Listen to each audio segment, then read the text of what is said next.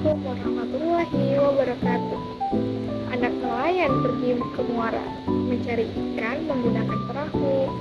Hai teman-teman seperjuangan semua, izinkan saya memperkenalkan diri dulu. Perkenalkan, saya Rara Sapira Hidayat dengan NIM 2323351, Prodi Manajemen Pendidikan Islam, mata kuliah Manajemen Kurikulum, dosen pengampu Ibu Yuliana Afifa MPD, kelas 2A MPI. Dan ini saya memilih artikel dengan judul Sejarah Kurikulum di Indonesia, Jurnal Ilmiah Wahana Pendidikan, penulis Iramdan, dosen Universitas PGRI Jakarta, volume 5, nomor 2 tahun April 2019. Baiklah, sebelum kita melanjutkan pembahasan selanjutnya, kita awali dengan abstrak yang ada di setiap jurnal atau artikel. Seperti yang kita ketahui, abstrak ialah mengumpulkan keseluruhan isi atau preview pratinjau.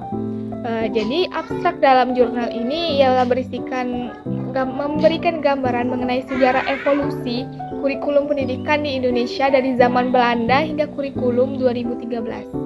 Artikel ini juga mencakup perkembangan kurikulum pada masa Belanda, Jepang, Orde Lama, Orde Baru, sehingga memberikan pemahaman yang luas terhadap perubahan kurikulum pendidikan di Indonesia dari dulu sampai sekarang. Dan saat ini ialah sudah berubah, bukan lagi K13. Saat ini ialah kurikulum merdeka yang belum masuk ke dalam artikel ini. Oke, setelah kita membahas tentang abstrak, kita lanjut ke ulasan dari isi artikel tersebut. Terdapat 5 sejarah kurikulum di era zaman-zaman dahulu hingga sekarang. Yang pertama ialah sejarah kurikulum di era zaman Belanda. Pendidikan pada masa Belanda itu diklasifikasikan ke 2 periode besar, yaitu masa VOAC, ialah orang Belanda yang datang ke Indonesia bukan untuk menjajah, melainkan untuk berdagang. Mereka dimotivasi oleh hasrat untuk mengeruk keuntungan yang sebesar-besarnya, terutama dalam mengambil rempah-rempah dari Indonesia. Dan pada abad ke-16, hampir seabad sebelum kedatangan Belanda, pedagang Portugis menetap di bagian timur, di tempat rempah-rempah itu dihasilkan.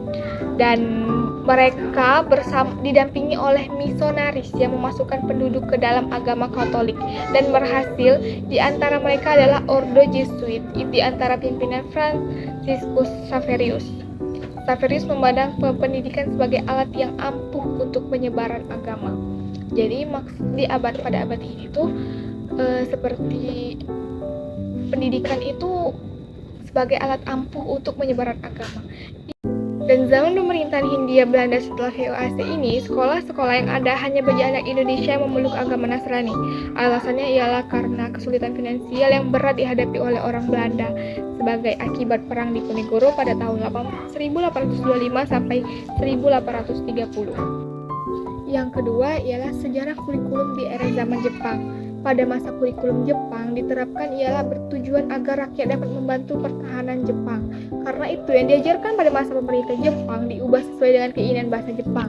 Hal itu dimulai dari perubahan bahasa Belanda yang diubah menjadi bahasa Jepang, mata pelajaran ilmu pasti seperti yang diberikan Mulo, yaitu bagian ilmu pasti alam. Yang ketiga ialah sejarah kurikulum di era zaman Orde Lama. Yang pertama, kurikulum 1947, rencana pelajaran 1947. Pada awal kemerdekaan, ialah kurikulum dikenal sebagai Leerplan. Dalam bahasa Belanda, ialah rencana pelajaran.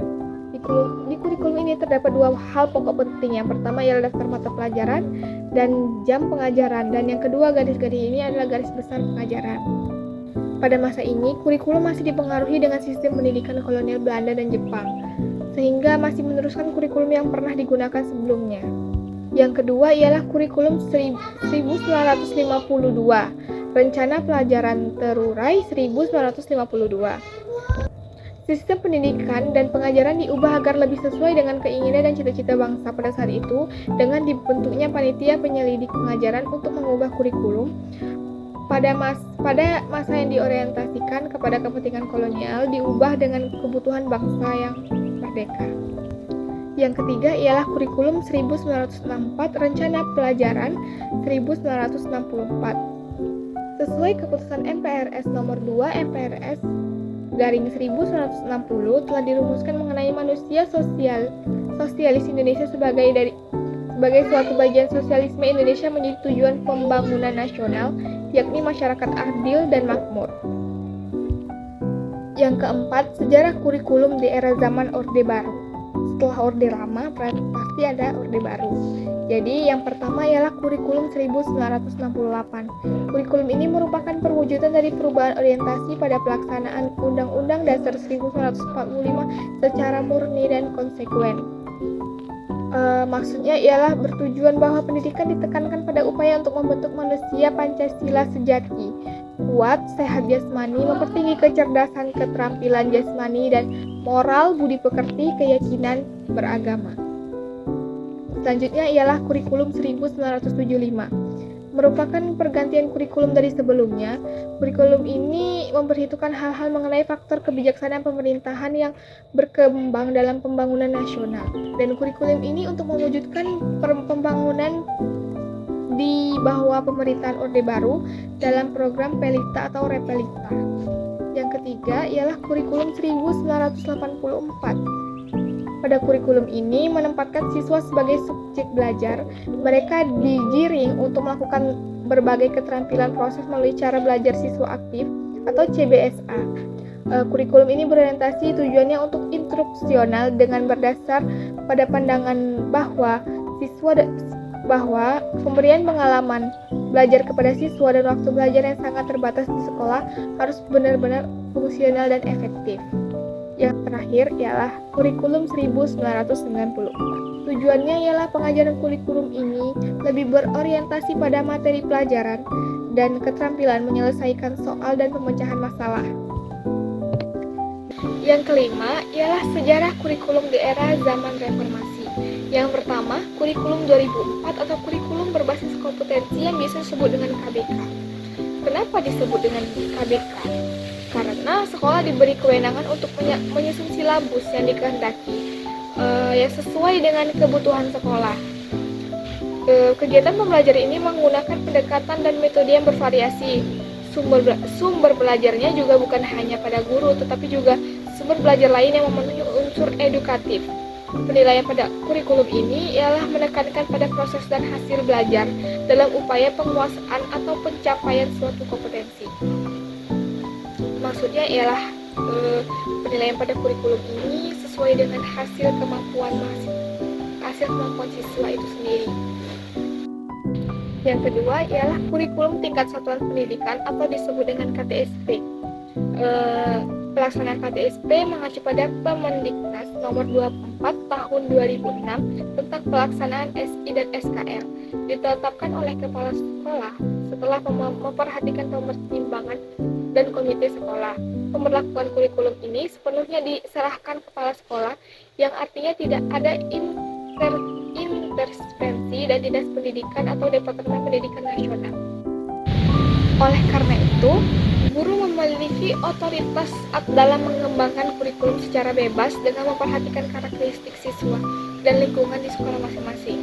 Artinya KTSP ini tidak bergantung kepada Dinas Pendidikan, Departemen Pendidikan Nasional, ialah bergantung pada karakteristik siswa dan lingkungan di sekolah itu masing-masing. Yang ketiga ialah kurikulum 2013 atau biasa disebut dengan K13. Kurikulum ini berbasis dengan karakter yang menekankan kompetensi berbasis sikap, keterampilan, dan pengetahuan yang terintegrasi. Kurikulum 2013 ini dikembangkan berdasarkan faktor mengikuti arus globalisasi berbagai isu dengan masalah lingkungan hidup. Oleh karena itu, kurikulum ini bertujuan untuk mempersiapkan manusia Indonesia agar memiliki kemampuan hidup sebagai pribadi dan warga negara yang beriman, produktif, kreatif, inovatif, dan efektif, serta mampu berkontribusi pada kehidupan masyarakat, berbangsa, dan bernegara, dan peradaban dunia. Maksudnya ialah di kurikulum ke-13 ini sesuai dengan globalisasi naiknya atau tingkatnya kurikulum atau era atau zaman sekarang.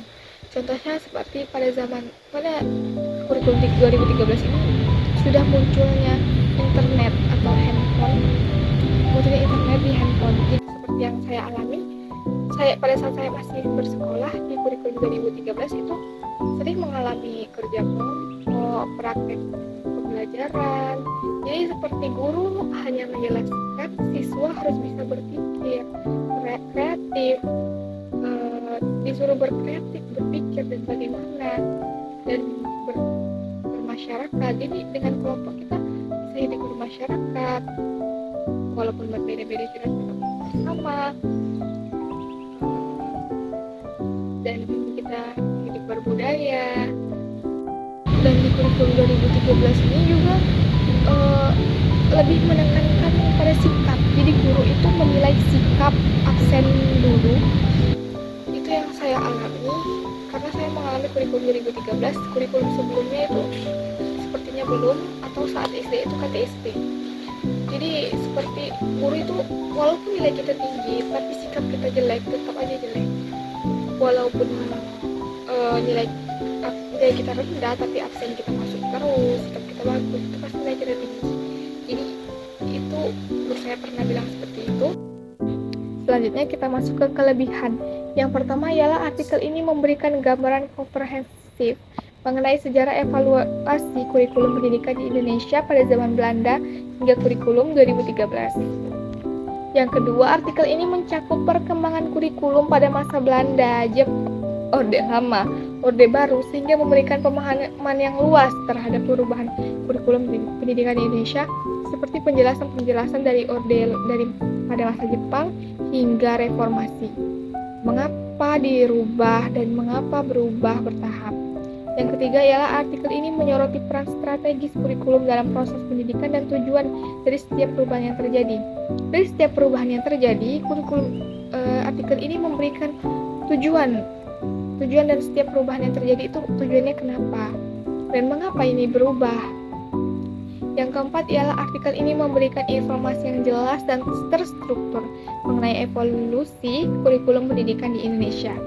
Yang kelima, artikel ini menggarisbawahi pentingnya perubahan kurikulum dan memajukan pendidikan Indonesia membentuk generasi yang lebih baik di masa depan.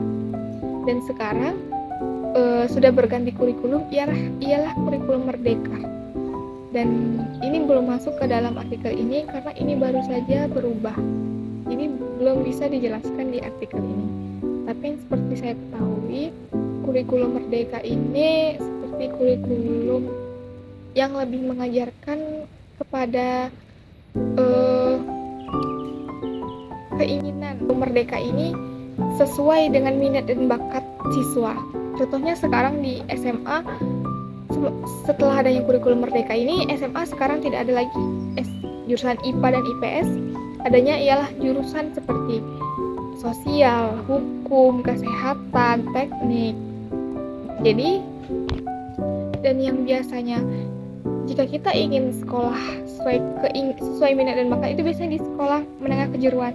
Sekarang di SMA sudah ada kejuruan-kejuruan itu, udah ada minat dan bakat dari SMA. Jadi jika kita ingin melanjutkan kuliah, kita tinggal melanjutkan sesuai minat dan bakat kita saat di SMA. Itu seperti yang saya ketahui. Dan selanjutnya kita masuk ke kekurangan. Kekurangan dari artikel ini adalah kurangnya analisis mendalam terkait dampak konkret dari evolusi kurikulum pendidikan di Indonesia terhadap hasil pendidikan dan pembentukan karakter generasi penerus bangsa. Dan yang terakhir ialah kesimpulan. Kurikulum pendidikan di Indonesia telah mengalami evolusi yang signifikan sejak zaman Belanda hingga kurikulum 2013. Ialah sejak zaman Belanda hingga kurikulum 2013 ini telah mengalami perubahan yang sangat drastis. Dari zaman dulu hingga sekarang yang sangat berbeda, kurikulum yang sangat-sangat berbeda. Setiap perubahan yang terjadi bertujuan untuk memajukan pendidikan Indonesia dan membentuk generasi yang lebih baik di masa depan. Harapannya, generasi penerus bangsa akan terus berupaya untuk mencapai tujuan tersebut melalui implementasi kurikulum yang relevan dan efektif. Dan itulah sedikit kesimpulan dari saya, karena di awal tadi saya memulai dengan pantun, saya akhiri dengan pantun. Padi habis tinggal jerami, bakar dulu hingga bersih. Rupanya presentasi sampai di sini. Cukup sekian, terima kasih. Lebih dan kurangnya saya mohon maaf. Saya akhiri dengan wassalamualaikum warahmatullahi wabarakatuh.